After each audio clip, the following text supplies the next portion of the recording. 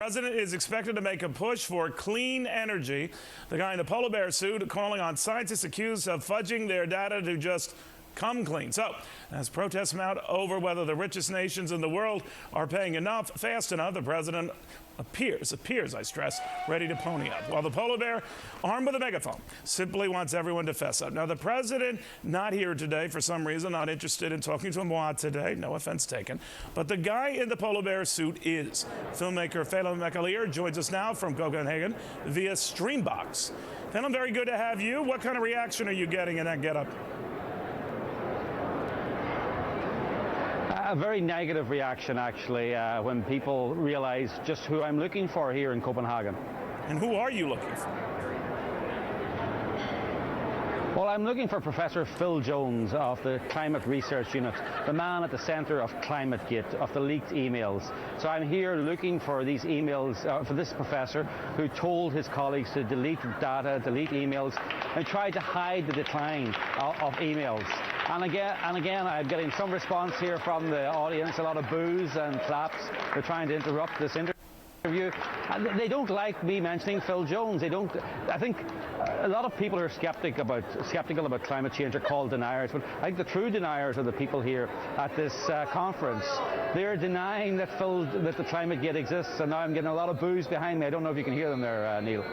Phelim, do you have any security, or at least anyone with you who's big? I don't know. They wouldn't attack a polar bear, would they? No. Yes, it's getting, yes. Yes. Are they booing you, Phelim, simply because you came dressed as a polar bear? Yes. Yeah. Really? No, it's because I'm looking for Phil Jones. They don't like people, journalists asking questions about ClimateGate. And now they're gathering around this camera and they're clapping and booing at me and shouting at me. I'm just a journalist. I'm just here asking questions, something that most journalists should do. And now they're trying to shout me down. And you know what's amazing, Phelim, about them is what's amazing. If you were to turn the tables and they were to be shouted down in a similar contest, they would be all over the other news channels. Look how they're being treated. Look how we're being treated. But it's okay. You're fair game. That's kind of funny, you know. Stop lying to America. You're killing my future. I mean, yeah, well, I'm just a journalist. In the environmental world, in the climate world, you're not allowed you have to suspend your normal journalistic principles and not ask hard questions. You're not allowed, you get microphones turned off, security guards, and now they're singing songs, chanting. I suppose at least I know I'm maybe causing them to think twice because they're reacting the way they are. Yeah, all they're saying is give emails a chance. Well, those emails from Phil Jones and others, is he even going to be there? Do you know, Phil? This is the guy from, ClimateGate whose emails got revealed to essentially say, look, the jig might be up here. People are onto us. Is he even going to show up? Yeah.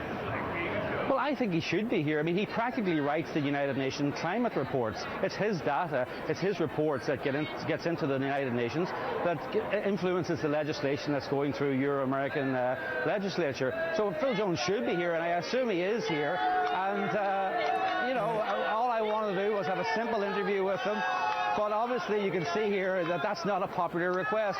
And when I ask people would they like to talk to me, they say, of course. And then I say, I'd like to talk about ClimateGate, and they walk away, or they boo, or they react in this way. Clearly all CNN viewers. But Phelim, you did catch up with Al Gore not too long ago. That was a memorable exchange. We have that. Let's take a peek with us. You've repeatedly said the oldest ClimateGate email is 10 years old. It's actually 2 months. Will you correct the record? Excuse me, we're not doing interviews right now. Mr. Gore. Mr. Gore, will you correct the record? We're not doing interviews right now. Excuse me. We're not doing interviews right now. Why are you over here? All right, Phelim, that went well, and you weren't dressed up in the getup you got now. But obviously, the vice president has backed off this idea that he would debate anyone on this subject. That's gone. And he's also not really answered any of your questions about whether the data is supporting anything he's saying. Well, one big blooper that the Earth's core was heating up real fast and furious. What do you make of the way this is being presented? Well, I mean, I didn't even want to get to the details of the emails. I said to Al Gore has repeatedly said it in interviews, the emails are 10 years old. The most recent email in ClimateGate, it was 6 weeks old. So I just wanted even for him to correct that record. It seems like in every interview that Al Gore gives, he drops a large scientific error. The Earth's core is millions of degrees. The oldest email is 10 years old. It's getting to be a habit. He's a serial accident-prone speaker, and I just wanted to check his science, and I wanted him to correct the record, and then maybe we'd get into the details of the emails. But Al Gore, I suppose, doesn't seem to want to debate, answer difficult questions. But these are very important questions, because we're talking here about an agreement that will be one of the biggest tax hikes in American history, in world history. Whoa, for God's sake. Excuse me, some environmentalists have just fired a vegetable. All right, Phil, I'm going to stop here because I don't want anything else to happen to you. You're a gutsy guy, and this is childish and uncalled for. You have the decency to come on and at least challenge this. I'm a polar bear, you know. You are a polar bear.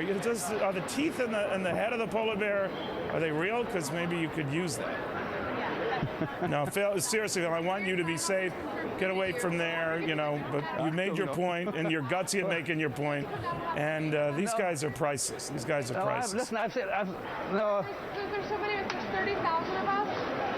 Well, I've seen worse in Belfast on a Friday night. You know, look, I'm a journalist and I'll keep asking questions, and I just need to keep my eye open for the. Phil, I want you safe, my friend. You be safe. At least they're true to their principles. They only throw vegetables. You be safe. They can continue watching CNN. You're a gutsy guy. We have both sides expressed here, but I've never seen the other side ever throw anything or physically threaten the other side. That's new. That's different. That's not fair. That's not balanced. Phil, thank you very, very much. Well, it's a large. This is scaring the heck out of my buddy Ben Stein. Ben, first of all, what did you think of the way Phelim was being treated there?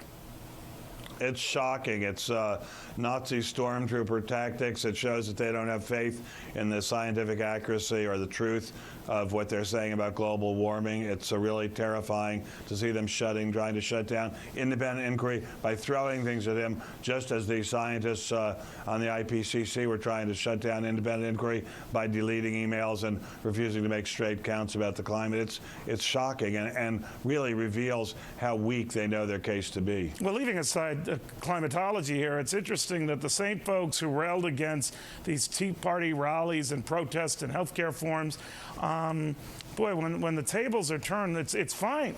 No, they're not for free speech. Right. They're not for freedom of scientific inquiry. They're for their side. They're for social control. They're for trying to use climate as a weapon to control other people. You know, we don't know what causes climate change. We don't know if there is climate change. We don't know if man's activity has anything to do with it. But it's been conclusively shown that the way they're approaching it in Copenhagen is the wrong way to do it. There have been a series of articles in the Wall Street Journal lately pointing out that the money spent on climate change will do almost nothing to improve life among poor people in developing countries. If they use that money to fight malaria, fight hunger, build plants to get clean water, they would save millions more lives than they will save by these climate control measures that may in the end prove meaningless.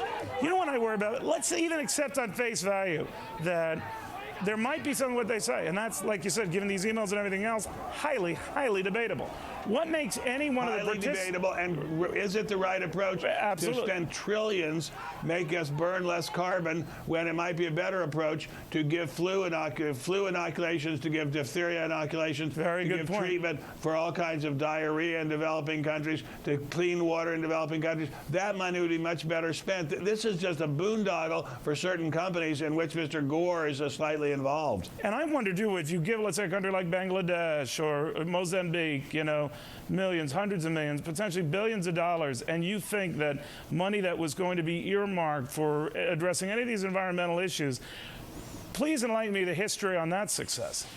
Yeah, the history has been dismal. The history of giving huge amounts of money to dictatorships in foreign underdeveloped countries is quite dismal indeed. The history of having small groups of aid workers go in there and give inoculations and build water filtration plants in small villages is very, very good. The history of doing it through the government, which is the way Copenhagen plans to do it, is extremely bad. This is a huge transfer of wealth from the United States to a small clique of climate warming doomsaying investors inventors and entrepreneurs. I don't blame them for trying to get rich, but I don't think the government should be doing it for them and making us pay for it.